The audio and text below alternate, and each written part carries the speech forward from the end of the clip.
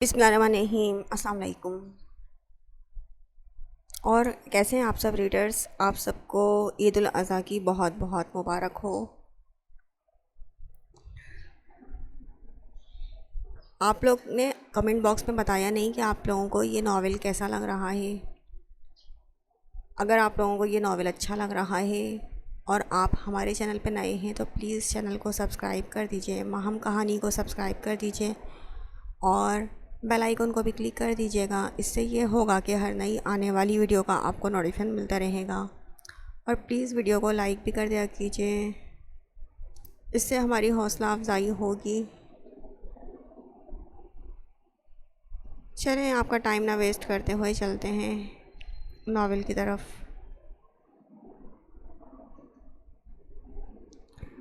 میں اسی ہوٹل میں موجود دائیں طرف ٹیبل پر بیٹھی ہوں اور آپ کے ڈرائیور کے علاوہ بہت سے اور لوگ بھی میری لپسٹک کو دیکھ رہے ہیں۔ انور کے موبائل کو آن کر کے ایک میسیج ٹائپ کر کے اس نے سینڈ کا بٹن دبایا اور چیٹ ڈیلیٹ کر کے موبائل انور کو تھما کے ٹیبل پہ اس رخ پہ بیٹھ گئی جہاں سے کسی کی نظر اس کے چہرے پہ نہیں پڑ سکتی تھی۔ ہاں، اس کے کمر پہ بکھرے سنہری ہلکے سے گھنگریالے بال سب کی توجہ کھینچ رہے تھے۔ اس سے ہٹ کے اپنی گاڑی کو ہوا کی سی اسپیڈ پہ دوڑاتے افغان نے جب اس کے بھیجے گئے میسیج کو دیکھا تو اس کے وجود میں جیسے انگارے سے دوڑنے لگے۔ وہ یہ سمجھنے سے قاصر تھا کہ جس لڑکی کو وہ کچھ عرصے تک اپنی زندگی سے نکالنے والا تھا، اس کے متعلق ایسی بات سن کے اسے برداشت کیوں کر نہیں ہو رہا تھا۔ کچھ لمحوں بعد وہ اس ہوٹل میں داخل ہو رہا تھا جس کا پتہ اس کی بیوی اسے اس سارے عرصے میں کوئی 10 دفعہ بتا چکی تھی۔ ہوٹل میں داخل ہونے سے قبل وہ پارکنگ میں کھڑے انور کی اچھی خاصی کلاس لینا ہرگز نہ بھولا تھا۔ مطلوبہ میز کی جانب بڑھتے ہوئے اس کی نگاہ اس کی کمر پہ بکھری سنہری آبشار سے ٹکرائی تو آنکھیں گویا دہکنے لگیں۔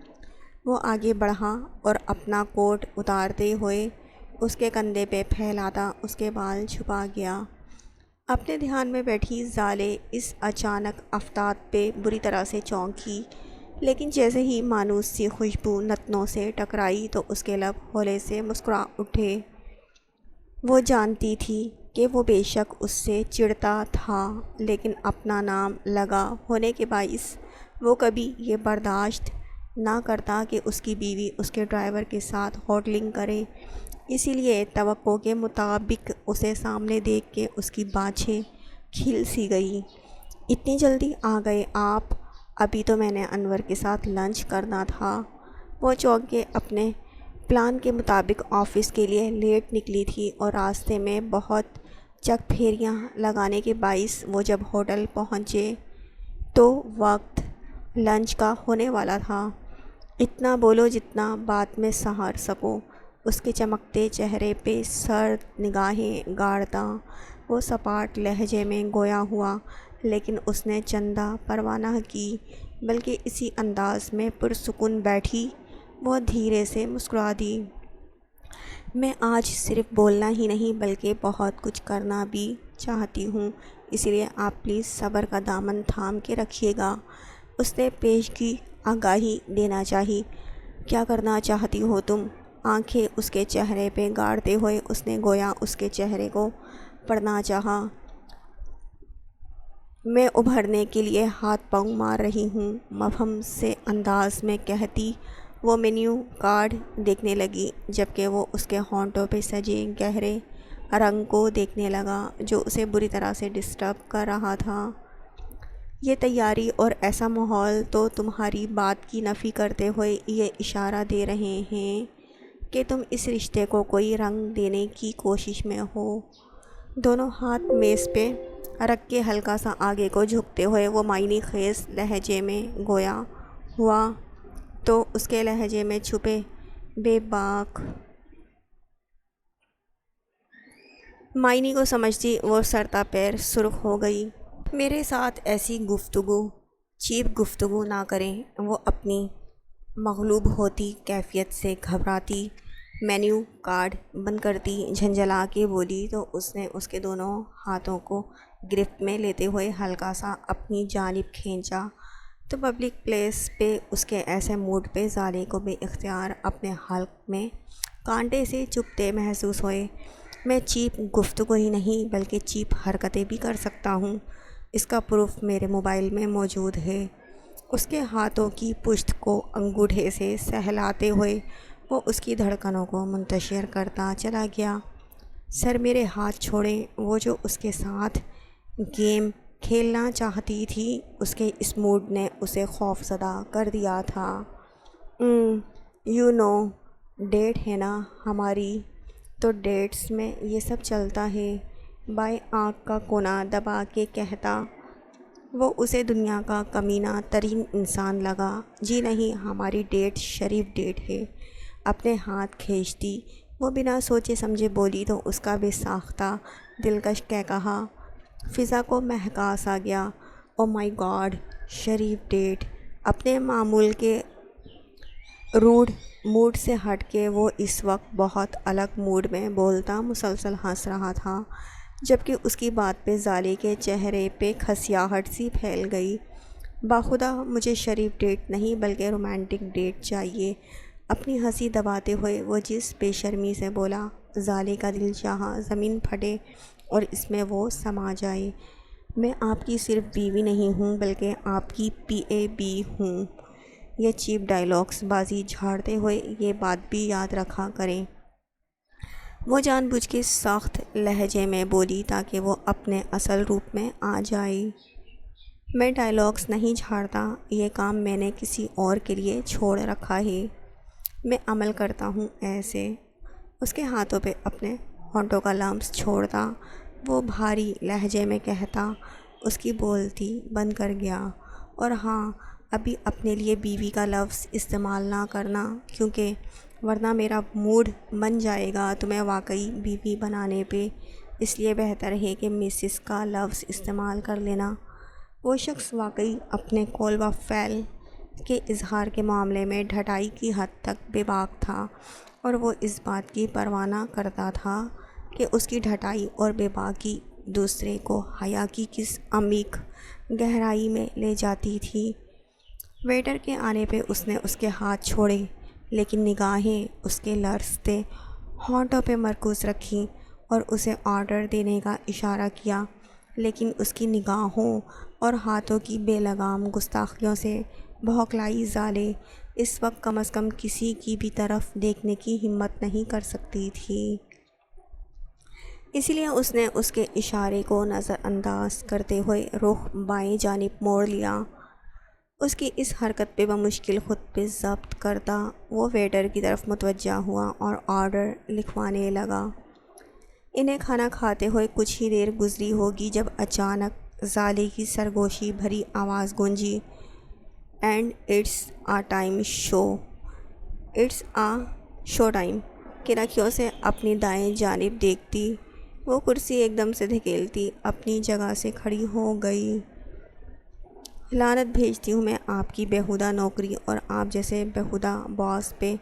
آپ کے پاس جاب کرنے سے کئی درجے بہتر ہے کہ میں واپس وہیں جا کے جاب کی بھیک مانگ لوں جہاں سے میں آئی تھی۔ قدرے بلند آواز میں بولتے ہوئے اس نے پٹخنے کے سے انداز میں نیپکن میز پہ پٹخا تو اس کے اس اچانک حملے پہ شرافگن نے ناگواری سے اسے دیکھا۔ کیا بکواس کر رہی ہو؟ ارد گرد متوجہ ہوتے لوگوں پہ سرد نگاہ ڈالتے ہوئے اس نے بھینچے ہوئے لہجے میں اسے کہا جو تیوریاں چڑھائے اسے تک رہی تھی، میری باتیں آپ کو بکواس لگ رہی ہیں اور آپ کو شرم نہیں آتی اپنی ہی بیوی منکوحہ سے ایسے گھٹیا ڈیمانڈ کرتے ہوئے؟ بنا اس کی غراہٹ کا اثر لیے وہ اور تیز لہجے میں گویا ہوئی تو اس کے ضبط کی انتہا ہو گئی۔ وہ ایک جھٹکے سے کرسی پرے دھکیلتا اٹھا تو اس کے جارحانہ موڈ پہ دل ہی دل میں گھبراتی زالے بے ساختہ دو قدم پیچھے ہوئی۔ اگر تم نے اب مزید کوئی لفظ منہ سے نکالا تو میں لوگوں کا خیال کرتے ہوئے وہ بمشکل مدھم لہجے میں بول رہا تھا، جب اس کی بات قطع کرتی وہ زور سے بولی، نہیں چاہیے مجھے آپ سے اس نام نہاد رشتے کی بھیک۔ میں 1000 دفعہ لعنت بھیجتی ہوں اس رشتے اور آپ سمیت آپ کی ہر ایک آسائش پہ۔ دھڑکتے دل پہ بمشکل قابو پاتی وہ اپنی بات مکمل کرتی آگے بڑھی، لیکن فوراً ہی واپس مڑتی، میز پہ رکھا پانی کا گلاس اٹھا کے اس پہ اچھالتی، بھاگنے کے سے انداز میں اسی کا کوٹ کندھوں پہ لٹکائے ہوٹل سے باہر نکل گئی، جبکہ اپنی زندگی میں سب سے غیر متوقع اور اس قدر برے سرپرائز پہ وہ ششدر کھڑا اپنے غیظ و غضب کو ضبط کرنے کی ناکام کوشش کر رہا تھا۔ بھاری ہوتی پلکوں کو بمشکل کھولنے کی کوشش کرتی وہ ہلکا سا کراہی، جب اس کے بالکل قریب نیم دراز وہ اس پہ جھک سا گیا۔ ڈاکٹر آنکھیں کھولیں، اس کا گلابی رخسار تھپ تھپاتے ہوئے وہ مضطرب لہجے میں گویا ہوا، تو اس کے مضبوط ہاتھ کے لمس اور قربت کا اثر تھا کہ وہ دھیرے دھیرے پلکیں کھولنے لگی۔ آنکھیں کھولتے ہی اس کی نگاہ جس چہرے سے ٹکرائی اسے دیکھ کے اسے پھر سے اپنی دھڑکنیں رکتی ہوئی محسوس ہوئیں۔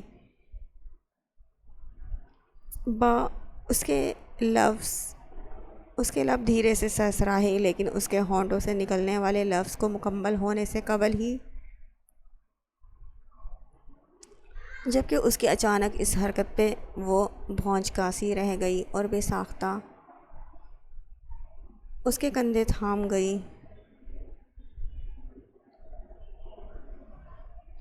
جانتی ہیں آپ کنویں کے بہت قریب رہ کے بھی پیاس نہ بجھانا کس قدر جان جھوکوں کا کام ہوتا ہے؟ اس کی ستوہ ناک سے ناک ملاتے ہوئے وہ بھاری لہجے میں بولا، تو زرشے کی آنکھوں سے آنسوؤں کا ایک سیلاب بہہ نکلا اور اسے اس پل واقعی ادراک ہوا کہ اس کے سامنے وہ موجود تھا جو اس کی رگ رگ میں بستا تھا۔ یہ ادراک ہوتے ہی اس نے دونوں بازو اس کے گرد لپیٹے اور خود ایسے ہی اس کے سینے سے لگے پھوٹ پھوٹ کے رونے لگی۔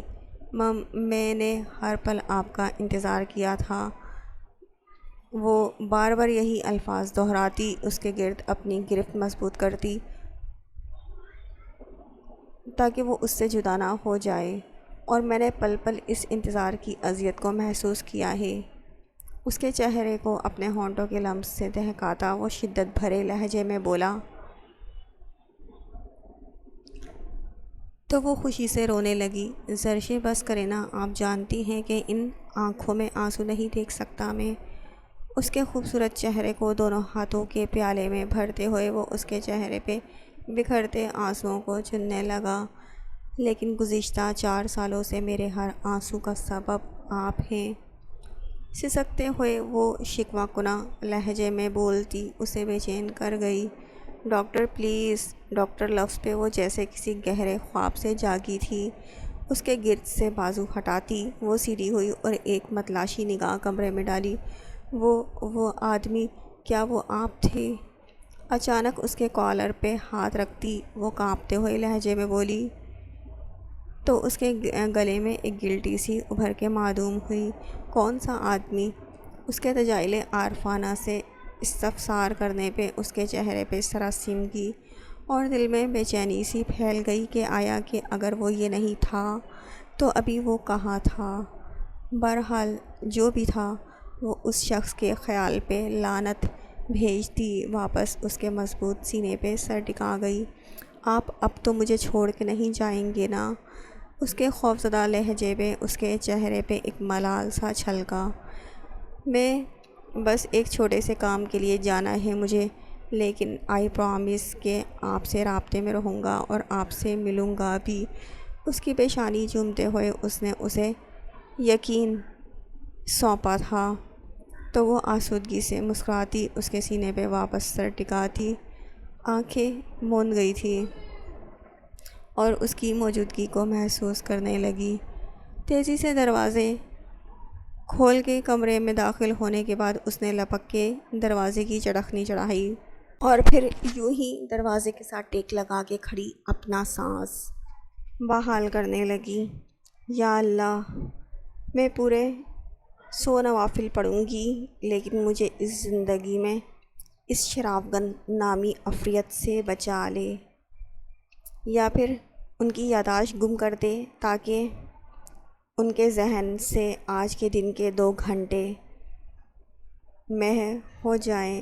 یوں ہی دروازے سے ٹیک لگائے وہ آنکھیں بند کیے دعائیں مانگ رہی تھی، جبکہ اس کے کمرے میں اسی کے سنگل بیڈ پہ شان سے نیم دراز شرافگن عالم کی سرد کٹیلی نگاہیں اسی پہ مرکوز تھیں، جو دروازے کے ساتھ سکڑی سمٹی سی کھڑی اس کے دل میں لگی آگ کو مزید بھڑکا گئی۔ تمہارا خوف دیکھ کے دل کو بہت سکون محسوس ہو رہا ہے۔ اچانک اس کی گمبھیر آواز کمرے میں گونجی تو زالے نے پٹ سے آنکھیں کھول کے سامنے دیکھا، جہاں وہ آنکھوں میں دہشت لیے اسے ہی گھور رہا تھا۔ ایسے نہیں دیکھو، کیونکہ تمہاری مانگی جانے والی دعائیں رد ہو چکی ہیں، کیونکہ نہ تو میری یادداشت گئی ہے اور نہ ہی تمہیں مجھ سے کوئی بچا سکتا ہے۔ اس کے بیڈ سے اٹھتے ہوئے وہ دھیرے دھیرے اس کی جانب بڑھتے ہوئے وحشت ناک لہجے میں بولا، تو زالے کو پہلی بار اس کے لہجے میں شرافگن کی جھلک دکھائی دی، جس سے ساری دنیا خوف کھاتی تھی۔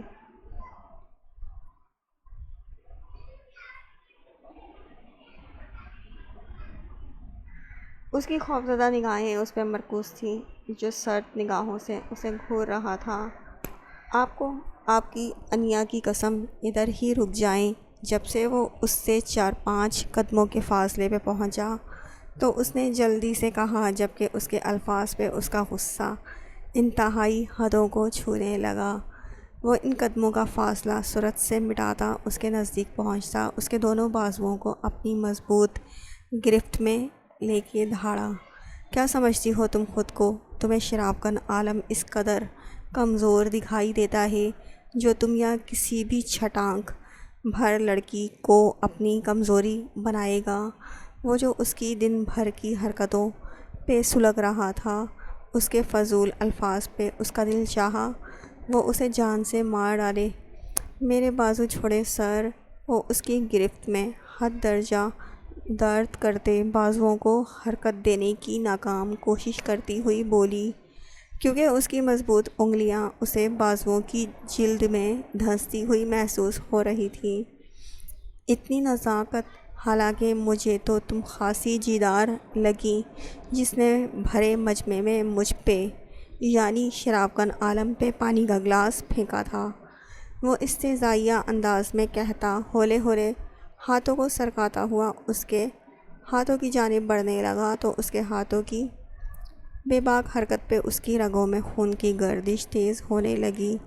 میں نے جان بوجھ کے ایسا نہیں کیا تھا، وہ نچلا لب دانتوں سے کچلتی ہوئی مدھم لہجے میں گویا ہوئی، تو اس نے بھویں سکیڑ کے اسے دیکھا اور پھر یک لخت اس کے دونوں ہاتھ اپنی گرفت میں لیتا انہیں اس کے سر سے اوپر کی جانب اٹھا کے دروازے سے بند کرتا اسے ہراساں کر گیا۔ اسے بے ساختہ نگاہ کے بعد کا اگلا دن یاد آیا، جب اس بے باک شخص نے اس پر اپنی جنون خیزیوں سے رنگ چڑھائے تھے۔ اب جو میں کروں گا وہ جان بوجھ کے ہی ہوگا۔ وہ بہت شاطر شخص تھا، وہ جانتا تھا کہ وہ صرف ایک چیز سے کتراتی تھی، وہ تھی اس کی قربت، اور وہ اسی چیز کو اس کی سزا بنا دیتا تھا۔ آپ ایسا کچھ نہیں کریں گے، وہ سب میری جاب کا حصہ تھا۔ وہ اپنے ہاتھ آزاد کروانے کو تڑپی، لیکن اس نے کوئی بھی موقع دیے بغیر اس کے ہاتھوں پہ گرفت مزید مضبوط کی۔ اور یہ سب میری جیب میں رکھے ایک قانونی کاغذ کا حصہ ہے، طمانینت بھرے انداز میں کہتے ہوئے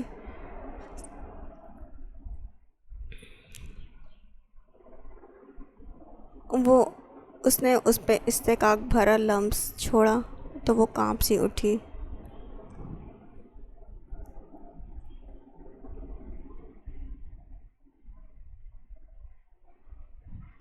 جو کچھ تم نے کیا وہ کچھ ہی دیر میں پورا شہر دیکھے گا، لیکن مجھے تم پر ترس آ گیا ہے ظالم میر۔